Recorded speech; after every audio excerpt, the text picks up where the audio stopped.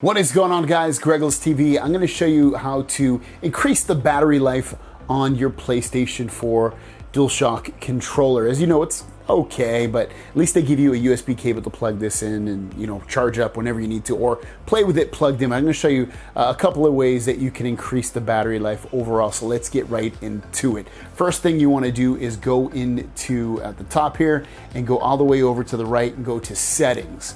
Once you click on Settings, you want to go down until you see Devices. Once you click on Devices, you want to go down until you see Controllers. Select that.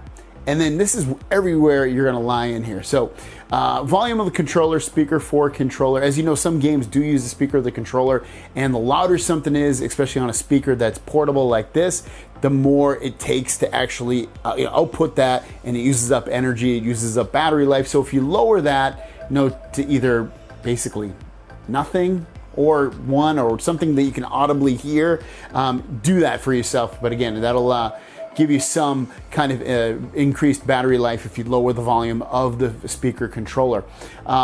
Vibration, if you disable that and you don't care about getting the vibrating in your controller while you play, that's going to save a ton of battery life because there'll be no vibration. Vibration uses a ton of battery life in there.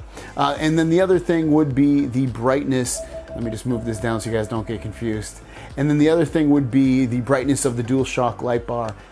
By default, it's set to bright, and then that light's almost always on, I believe. And if you keep that on, it's going to change.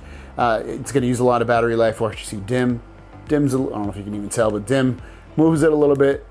And there you go. Dim, I should say, dim's the lowest, medium's the second lowest. But yeah, keep it at dim. I mean, unless you really need it to be ultra bright, then you're going to use up a lot of battery life, with it like that. So if you still want vibration on and you want your speaker to be loud, I would definitely at least recommend keeping the brightness of the DualShock light bar dim if you can. Some games need it, and the PlayStation camera needs it with like VR and stuff. But if you're not playing a lot of VR, then you can definitely dim that.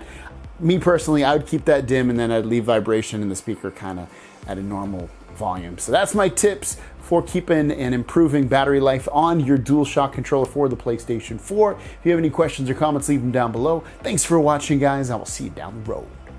Peace.